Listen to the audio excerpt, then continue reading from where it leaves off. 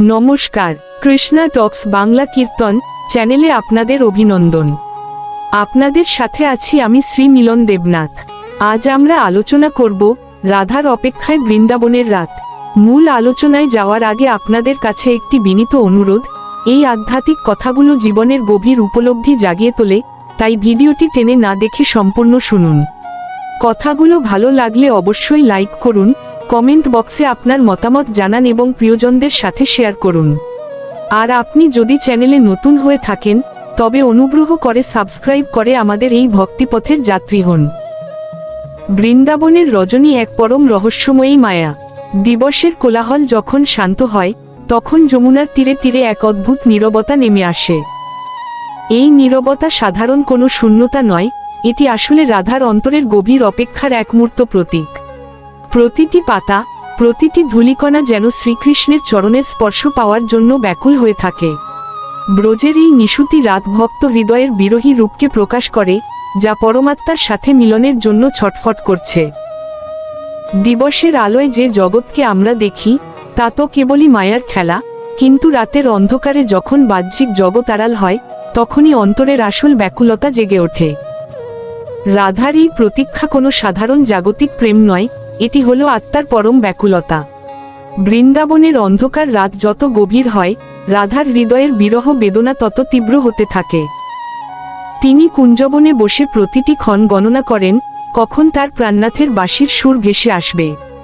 এই অপেক্ষার গভীরতা বোঝাতে শ্রীমদ্ভগবদ্গীতার নবম অধ্যায়ের 22 নম্বর শ্লোকটি স্মরণ করা যায়, যেখানে পরমেশ্বর ভগবান শ্রীকৃষ্ণ অর্জুনকে বলছেন, অনন্যাশ্চিন্তয়ন্ত মাং যে জনা পরুপাস্তে তেষাং নিত্যাভিযুক্তানাং যোগক্ষেমং বহাম্যহাম। এই শ্লোকে ভগবান স্পষ্ট করেছেন যে যারা অন্য সমস্ত চিন্তা ত্যাগ করে কেবল তারই ধ্যান করে, তিনি তাদের সর্বতোভাবে রক্ষা করেন। বৃন্দাবনের এই নিশুতি রাত কেবল রাধার একার বিরহগাথা নয়, এটি আসলে প্রতিটি সাধন ভজনের এক নিভৃত পাঠশালা। জগতের কোলাহল থেকে দূরে গিয়ে মনকে শান্ত না করলে যেমন ঈশ্বরের সন্ধান মেলে না, তেমনি বৃন্দাবনের এই অন্ধকার রাত বাহ্যিক জগৎকে আড়াল করে অন্তরের কৃষ্ণভক্তিকে জাগিয়ে তোলে। রাধার এই আকুল প্রতীক্ষা আমাদের শেখায় যে ভক্তি পথে ধৈর্যই হল পরম সম্পদ। যখন চারদিকের পরিস্থিতি প্রতিকূল মনে হয় এবং চারপাশ অন্ধকারে ঢেকে যায়, তখনও ভগবানের প্রতি বিশ্বাস না হারিয়ে ধ্যানে মগ্ন থাকাই হল প্রকৃত সাধনা। ব্রজের প্রতিটি ধূলিকণা যেভাবে শ্রীকৃষ্ণের চরণের স্পর্শ পাওয়ার জন্য সারা রাত অপেক্ষা করে, আমাদের হৃদয়কেও তেমনি সমস্ত জাগতিক কামনা বাসনা মুক্ত করে সেই পরমেশ্বরের জন্য প্রস্তুত করতে হবে। এই বিরহ ও অপেক্ষার গভীরতা বুঝতে হলে সনাতন ধর্মের মূল শিক্ষা অর্থাৎ পরমাত্মার সাথে জীবাত্মার মিলনের ব্যাকুলতাকে উপলব্ধি করতে হবে। শ্রীমদ্ভগবদ্গীতার নবম অধ্যায়ের 34 নম্বর শ্লোকে ভগবান শ্রীকৃষ্ণ অর্জুনকে যে পরম উপদেশ দিয়েছেন তা রাধার এই ভাবাবস্থার সাথে সম্পূর্ণ মিলে যায়, যেখানে ভগবান বলেছেন, মন্মনা ভব মদ্ভক্ত মদ্দাজি মাং নমস্কুরু মামে বৈশ্বসী যুক্তয়মাত্তান মৎপরায়ণ। অর্থাৎ, তোমার মন আমাতে অর্পণ করো, আমার ভক্ত হও, আমার পূজা করো এবং আমাকে নমস্কার করো। এইভাবে আমাতে মগ্ন হলে তুমি অবশ্যই আমাকে প্রাপ্ত হবে।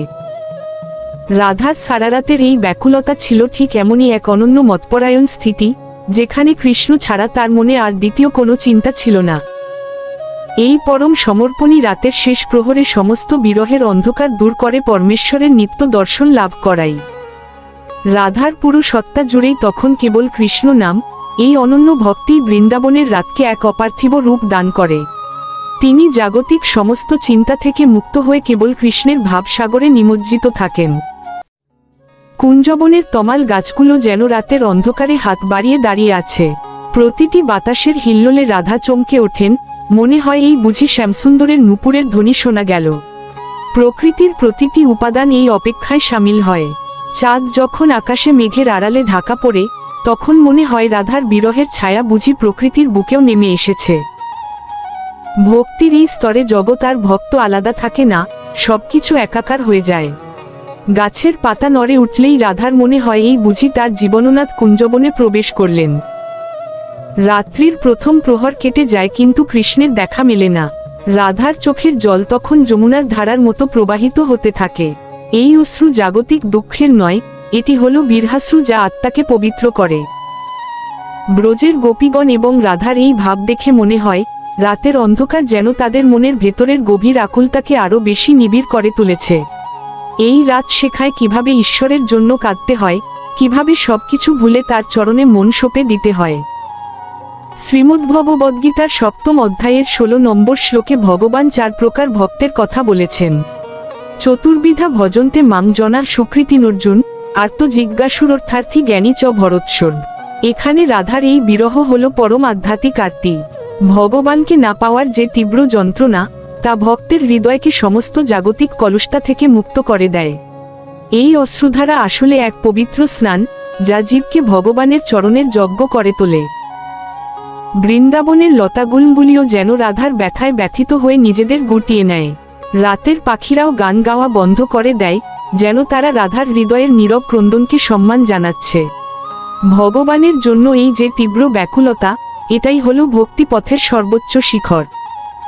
কৃষ্ণকে পাওয়ার জন্য রাধার এই যে আত্মনিবেদন, তা জগতের সমস্ত সাধকের জন্য এক পরম আদেশ। রাতের নিস্তব্ধতা সেই আদেশকে আরও মহিমান্বিত করে তোলে। যখন সমস্ত পৃথিবী ঘুমিয়ে পড়ে, তখন কেবল জাগরুক থাকে ভক্তের প্রাণ। রজনী যখন দ্বিতীয় প্রহরে পদার্পণ করে, তখন রাধার বিরহ এক দিব্য উন্মাদনায় পরিণত হয়। তিনি প্রকৃতির প্রতিটি জড় বস্তুকে জিজ্ঞেস করেন, তার কৃষ্ণ কোথায়? এই অবস্থাটি শ্রীমদ্ভাগবতের 10ম স্কন্ধের 30তম অধ্যায়ের সেই গোপীগীতের কথা মনে করিয়ে দেয়, যেখানে বিরহী গোপীগণ কৃষ্ণকে খুঁজতে খুঁজতে উন্মাদপ্রায় হয়েছিলেন। ঈশ্বর লাভ করতে গেলে যে তীব্র ব্যাকুলতার প্রয়োজন, বৃন্দাবনের এই রাত আমাদের সেই পাঠই দেয়। জাগতিক সমস্ত চাওয়া পাওয়ার ঊর্ধ্বে উঠে তখন শুধু এক পরম সত্তার খোঁজ চলে। বৃন্দাবনের রাতের প্রতিটি মুহূর্ত কোটি কল্পের মতো দীর্ঘ মনে হয় বিরহী ভক্তের কাছে। রাধার কাছে এক একটি পলক যেন এক একটি যুগের মতো কাটছিল। এই দীর্ঘ প্রতীক্ষাই ভক্তির খাঁটি রূপটি বের করে আনে, যেমন সোনা আগুনে পুড়ে খাঁটি হয়। রাতের অন্ধকার এখানে অজ্ঞানতা নয়, বরং ভগবানের ধ্যানে মগ্ন হওয়ার এক পরম অনুকূল পরিবেশ সৃষ্টি করে। শ্রীমদ্ভগবদ্গীতার 2য় অধ্যায়ের 69 নম্বর শ্লোকে স্থিতপ্রজ্ঞের বর্ণনায় একটি চমৎকার কথা রয়েছে। জানিষা সর্বভূতানাং তোসাং জাগর্তি সংযমী যোস্যাং জাগ্রতি ভূতানি সানিশা পশ্যত মুনে। অর্থাৎ সমস্ত জীবের কাছে যা রাত্রি, সংযমী সাধক সেই সময়ে জেগে থাকেন। জাগতিক মানুষের কাছে বৃন্দাবনের এই রাত হয়তো সাধারণ ঘুমানোর সময়, কিন্তু রাধার মতো পরম সাধিকার কাছে এই রাত কৃষ্ণের ধ্যানে সম্পূর্ণ জাগ্রত থাকার পরম মুহূর্ত। রাধার মন তখন সমস্ত বাহ্যিক জগৎ থেকে সম্পূর্ণ বিচ্ছন্ন হয়ে যায়। তিনি শুধু নিজের হৃদয়ের গভীরে কৃষ্ণের বাঁশির সুর শুনতে পান, অথচ বাইরে তার দেখা পান না। এই অন্তর্দ্বন্দ্ব এবং তীব্র আকর্ষণই ভক্তকে ভগবানের সবচেয়ে কাছে নিয়ে যায়। শ্রীমদ্ভগবদ্গীতার 6ষ্ঠ অধ্যায় যেমন মনকে একাগ্র করার কথা বলা হয়েছে, রাধার মন তখন স্বাভাবিকভাবেই কৃষ্ণের চরণে সম্পূর্ণ একাগ্র এবং স্থির হয়ে থাকে। মনের সমস্ত চঞ্চলতা দূর হয়ে যখন কেবল একটি লক্ষ্য থাকে, তখন সেই অবস্থাকেই সমাধি বলা হয়। রজনীর গভীরতায় যমুনার জলতরঙ্গের শব্দ যেন এক করুণ সুরে রূপান্তরিত হয়। রাধা যমুনার ঘাটে গিয়ে দাঁড়ান, যদি জলের বুকে তার শ্যামের রূপের প্রতিচ্ছবি দেখা যায়। কিন্তু সেখানেও কেবল অন্ধকার। এই অন্ধকার আসলে ভক্তের সেই পরীক্ষার সময়, যখন মনে হয় ভগবান বুঝি অনেক দূরে সরে গেছেন।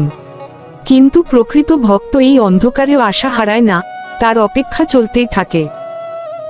শ্রীমদ্ভগবদ্গীতার 8ম অধ্যায়ের 6 নম্বর শ্লোকে ভগবান অন্তিম স্মরণের কথা বলেছেন। জং জং বাপি স্মরণ ভাবং তত্ত্বযত্তন্তে কলেবর্ম তম তমে বৈতি কৌন্তেও সদা তদ্ভাবভাবিত। অর্থাৎ মানুষ সর্বদা যা স্মরণ করে, সে সেই ভাবই প্রাপ্ত হয়। রাধা দেবী রাতের প্রতিটি ক্ষণে কৃষ্ণভাব ছাড়া অন্য কিছু ভাবেন না, তাই তার পুরো অস্তিত্বই কৃষ্ণময় হয়ে ওঠে। তিনি বাঁচুন বা মরুন, তার চিন্তা কেবল কৃষ্ণ। বৃন্দাবনের রাতেই কৃষ্ণময়তার এক পরম প্রকাশ। রাত্রির 3য় প্রহরে রাধার সখীগণ তার এই অবস্থা দেখে অশ্রু সম্বরণ করতে পারেন না। ললিতা, বিশাখা সকলেই রাধাকে সান্ত্বনা দেওয়ার চেষ্টা করেন, কিন্তু যার মন কৃষ্ণ হরণ করেছেন, তাকে শান্ত করবে কে? ভক্তের জীবনে যখন এইরকম তীব্র অনুরাগের সৃষ্টি হয়, তখন জগতের কোনো সুখ বা সান্ত্বনা আর ভালো লাগে না। বৃন্দাবনের রাতের বাতাস সেই অনুরাগের সুবাস বয়ে নিয়ে চলে চারদিকে। কুঞ্জবনের প্রতিটি পুষ্প যেন রাধার চরণের স্পর্শে ধন্য হতে চায়, কিন্তু রাধা তো শয্যায় স্থির থাকতে পারেন না। তিনি কখনো যমুনার তীরে যান, কখনো তমাল তরুটিকে কৃষ্ণ ভেবে জড়িয়ে ধরেন। এই দিব্য প্রেম জগতের কলুষতা থেকে সম্পূর্ণ মুক্ত। এটি আমাদের শেখায় যে ঈশ্বরের প্রতি ভালোবাসা যখন গভীর হয়, তখন সমস্ত লোকলজ্জা এবং জাগতিক বন্ধন ছিন্ন হয়ে যায়। রাধা দেবী রাজা বৃষভাদুর নন্দিনী হয়েও সমস্ত রাজকীয় সুখ বিসর্জন দিয়ে বনের মাঝে বসে আছেন। পদ্মপুরাণের পাতায় রাধার এই মহাভাবের বর্ণনা পাওয়া যায়, যা জগতের সবচেয়ে দুর্লভতম বস্তু। বৃন্দাবনের রাত এই দুর্লভ ভাবের লীলাভূমি। শ্রীকৃষ্ণ অন্তর্যামী, তিনি রাধার এই তীব্র ব্যাকুলতা দেখছেন এবং আস্বাদন করছেন। ভগবান তার ভক্তকে ব্যাকুল করতে ভালোবাসেন, কারণ এই ব্যাকুলতার শেষেই আসে মিলনের পরম আনন্দ। শ্রীমদ্ভগবদ্গীতার 12 অধ্যায়ের 2 নম্বর শ্লোকে ভক্তিযোগের প্রসঙ্গে ভগবান বলেছেন, ময়াবেশ্য মন যে মাং নিত্যযুক্তা উপাস্তে শ্রদ্ধা পরয়োপেতাস্তে মে যুক্ততমা মতা। অর্থাৎ, যারা আমাতে মন আবেশ করে, পরম শ্রদ্ধার সাথে আমার উপাসনা করেন, তারাই আমার মতে সর্বশ্রেষ্ঠ যোগী।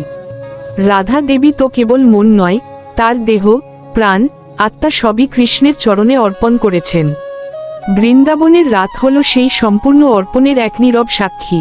চতুর্থ প্রহরে যখন ভোরের আলো ফোটার উপক্রম হয়, তখন রাধার হৃদয়ের আকুলতা চরমে পৌঁছায়। সারা রাত ধরে চলা এই অপেক্ষা কেবল এক রাতের নয়, এটি যেন অনন্তকালের এক সাধনা। প্রতিটি ভক্তের আত্মাই আসলে রাধার মতো বিরহী, যা মায়ার সংসারে এসে তার পরমাত্মা শ্রীকৃষ্ণকে ভুলে আছে। যেদিন এই আত্মার জাগরণ ঘটবে এবং রাধার মতো ব্যাকুলতা আসবে, সেদিনই কৃষ্ণের দর্শন মিলবে। ভোরের এই সন্ধিক্ষণটি অত্যন্ত পবিত্র, একে ব্রাহ্ম মুহূর্ত বলা হয়। ভোরের ঠান্ডা বাতাস যখন বইতে শুরু করে, তখন প্রকৃতির বুকেও একটা চঞ্চলতা দেখা দেয়। ময়ূর ময়ূরীগণ ডাকতে শুরু করে। রাধা তখন ক্লান্ত হয়ে অশ্রুসজল চোখে কৃষ্ণের নাম জপ করতে করতে ধ্যানমগ্ন হয়ে পড়েন। এই ধ্যানই হল মিলনের পূর্বাবস্থা। যখন বাহ্যিক সমস্ত চেষ্টা শান্ত হয়, তখন হৃদয়ের মণিকোঠায় ভগবানের প্রকাশ ঘটে। এই সময়ে ভক্তের আর কোনো নিজের ইচ্ছা থাকে না, তিনি সম্পূর্ণভাবে ভগবানের ইচ্ছার ওপর নিজেকে ছেড়ে দেন। সনাতন শাস্ত্রে বলে, বৃন্দাবনের এই লীলা নিত্য। আজও যদি কোনো শুদ্ধ ভক্ত গভীর রাতে বৃন্দাবনের কুঞ্জবনে যান, তবে তিনি রাধার সেই ক্রন্দন এবং ব্যাকুলতা অনুভব করতে পারবেন। এর জন্য প্রয়োজন ভক্তির চোখ এবং বিশ্বাসের হৃদয়। বৃন্দাবনের রাত আমাদের জাগতিক মোহ নিদ্রা থেকে জেগে উঠে ঈশ্বরের জন্য অপেক্ষার সাধনা করার প্রেরণা যোগায়। আমাদের এই মানব জন্ম তো কেবল সংসার করার জন্য নয়, এর আসল উদ্দেশ্য হল সেই পরম গোবিন্দকে লাভ করা। রাধার এই অপেক্ষার অবসান ঘটে যখন শ্রীকৃষ্ণ স্বয়ং এসে তার হাত ধরেন। রাতের সমস্ত অন্ধকার তখন এক নিমিষে দূর হয়ে যায় এবং দিব্য প্রেমের আলোয় ব্রজভূমি উদ্ভাসিত হয়। বিরহের পরেই মিলনের আনন্দ সবচেয়ে মধুর হয়। এই পরম সত্যটি বৃন্দাবনের রাত আমাদের শিখিয়ে যায়। শ্রীমদ্ভগবদ্গীতার 10 অধ্যায়ের 11 নম্বর শ্লোকে ভগবান তার ভক্তদের অন্ধকার দূর করার বিষয়ে বলেছেন, তেষামেবানুকম্পার্থমহমজ্ঞানজম তম নাশয়ামাত্মভাবস্থ জ্ঞানদীপেন ভাষ্যতা। অর্থাৎ, তাদের প্রতি অনুগ্রহ করার জন্য আমি তাদের হৃদয় স্থিত হয়ে উজ্জ্বল জ্ঞানপ্রদীপের দ্বারা অজ্ঞানতাজনিত অন্ধকার নাশ করি। কৃষ্ণের আগমনে রাধার হৃদয়ের সমস্ত বিরহ অন্ধকার দূর হয়ে গেল, যেমন সূর্য উঠলে রাতের অন্ধকার মিলিয়ে যায়। আসুন আমরাও রাধার চরণের ধূলি প্রার্থনা করি, যেন আমাদের হৃদয়েও কৃষ্ণের জন্য এমন সামান্যতম ব্যাকুলতার সৃষ্টি হয়। এই আধ্যাত্মিক প্রেমী মানব জীবনের চরম লক্ষ্য। বৃন্দাবনের রাতের এই দিব্য কাহিনী আমাদের ভক্তিপথে এগিয়ে চলতে সাহায্য করুক। আমরা যেন কেবল সংসারের মোহে অন্ধ হয়ে না থাকি, বরং দিনের শেষে যেন আমাদের মনও সেই কৃষ্ণের চরণের জন্য ব্যাকুল হতে পারে। বন্ধুরা, এই চ্যানেলে সন্ধ্যা 7টায় ভিডিও আপলোড করা হয়। এরকম আধ্যাত্মিক আলোচনা শুনতে সন্ধ্যা 7টায় আমাদের সঙ্গে থাকুন। পরম করুণাময় ভগবানের অসীম কৃপায় আপনারা সর্বদা ভালো থাকুন, পরম শান্তিতে থাকুন এবং সুস্থ থাকুন। হরে কৃষ্ণ।